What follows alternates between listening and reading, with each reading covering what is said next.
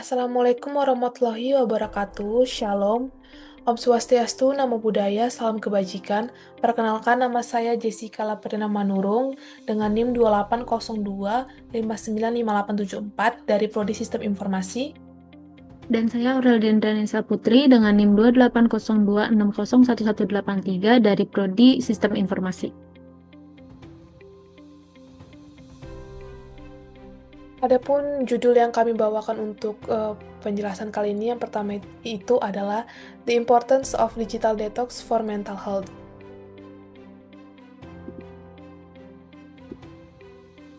Adapun learning outcomes kami di sini ada 4. Yang pertama itu adalah identifying the signs of social media addiction. Yang kedua itu ada understanding digital detox. Yang ketiga itu ada implementing digital detox. Dan yang terakhir itu ada building digital mindfulness for a balanced digital and social life.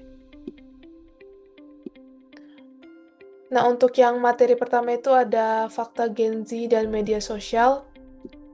Jadi yang pertama itu rata-rata screen time masyarakat Indonesia itu mencapai 9 jam per hari di data 2026 terakhir. Jadi bisa kita bayangkan sepertiga waktu kita dalam sehari itu bisa dihabiskan untuk menatap layar. Selanjutnya itu 80,5% penduduk Indonesia itu sudah aktif menggunakan internet di Indonesia per data akhir 2025. Artinya hampir semua orang di sekitar kita itu terhubung secara digital setiap hari. Yang ketiga itu ada 71 masyarakat Indonesia mengalami nomophobia. Jadi itu rasa cemas atau panik ketika kita itu jauh dari ponsel kita.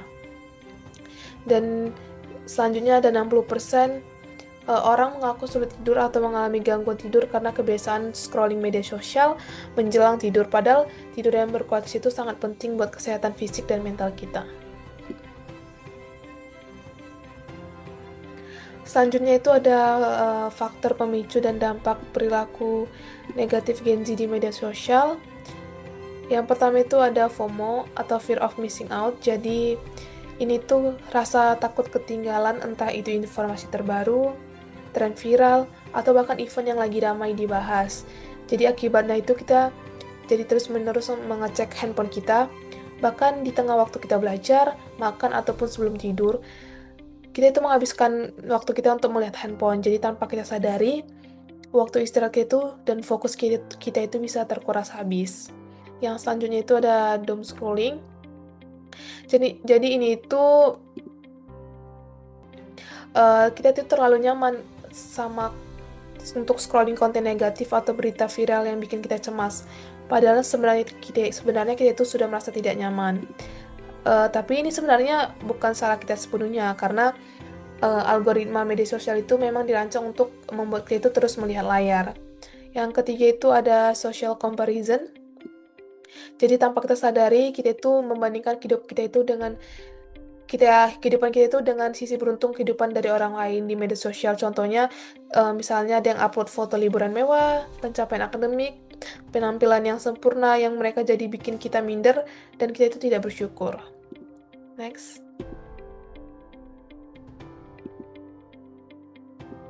Nah, yang selanjutnya ini ada dampak negatif dari penggunaan sosial media yang berlebihan.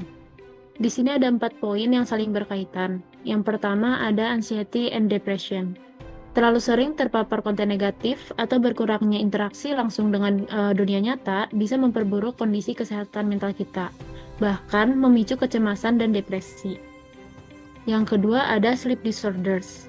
Paparan blue light dari layar smartphone kita dapat menghambat produksi hormon melatonin yang digunakan untuk mengatur tidur kita.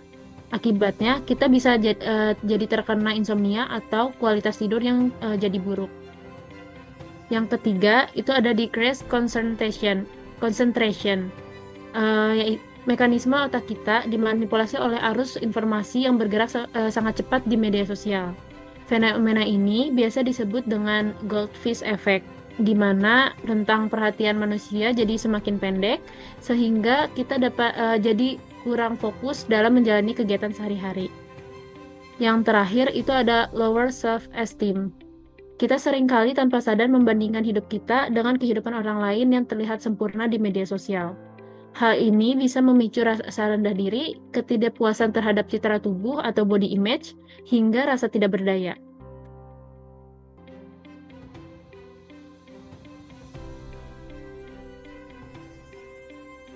Nah, setelah kita tahu tadi dampak negatif di slide sebelumnya, sekarang kita bicara apa itu digital detox dan solusinya. Jadi, digital detox itu merupakan upaya untuk membatasi atau bahkan kita itu sepenuhnya menghindari penggunaan teknologi digital seperti handphone, komputer, dan media sosial untuk mengurangi stres. Bahkan kecanduan dampak negatif karena terlalu berlebihan menggunakan teknologi. Jadi, dampak kalau kita menerapkan si digital detox ini ada 4. Yang pertama itu clearer mind atau pikiran kita itu jadi lebih jernih. Jadi ketika otak kita itu istirahat dari informasi digital, kreativitas kita dan kemampuan kita itu meningkat secara signifikan. Yang kedua itu ada better sleep quality atau tidur lebih berkualitas. Jadi tanpa paparan cahaya biru dari layar menjelang kita tidur, itu bisa membuat hormon tidur kita kembali normal. Yang ketiga itu ada more meaningful interaction atau interaksi lebih bermakna. Jadi saat kita tidak terdistraksi oleh HP, percakapan kita dengan orang-orang di sekitar kita itu jadi lebih mendalam atau lebih bermakna. Yang keempat itu ada increase productivity, jadi atau produktivitas meningkat. Jadi fokus kita itu tidak terpecah dan bisa menghasilkan output kerja atau belajar yang jauh lebih optimal dalam waktu yang sama.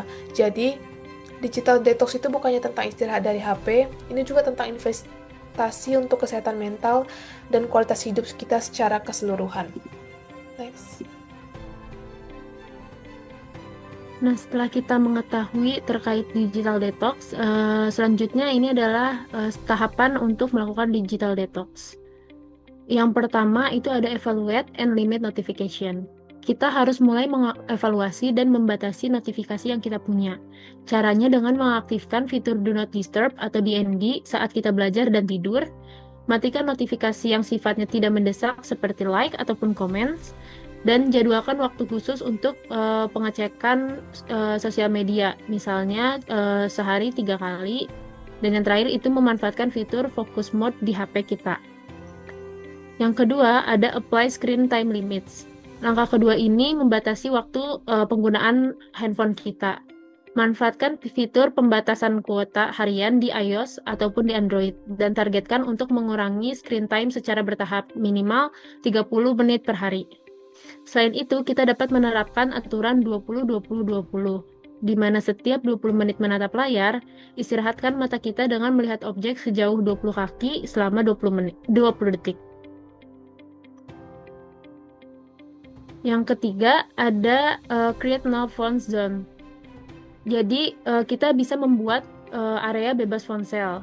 Nah, contoh paling mudah itu adalah melarang smartphone kita untuk masuk ke kamar tidur, agar tidur kita jadi lebih tenang.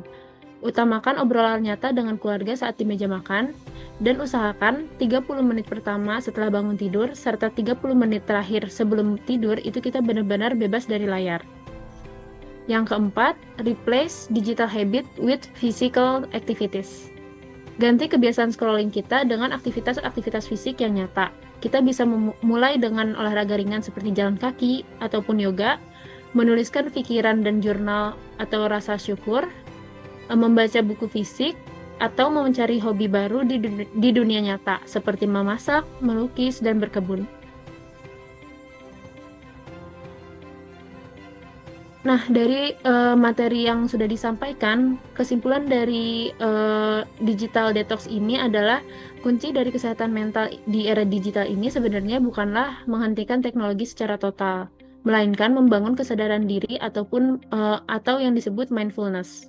Dengan mempraktikkan digital detox tadi, kita bisa memberikan ruang bagi otak kita untuk beristirahat dari stimulasi instan.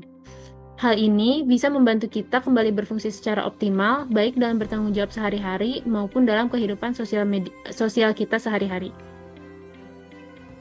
Dan berikut adalah list atau reference atau sumber yang kami gunakan sebagai acuan dalam menyusun materi kali ini. Sekian presentasi dari kami. Terima kasih banyak atas perhatian dan kesempatannya. Semoga materi mengenai pentingnya digital detox bagi kesehatan mental ini bisa bermanfaat dan mulai kita terapkan bersama. Sekian dari kami. Wassalamualaikum warahmatullahi wabarakatuh.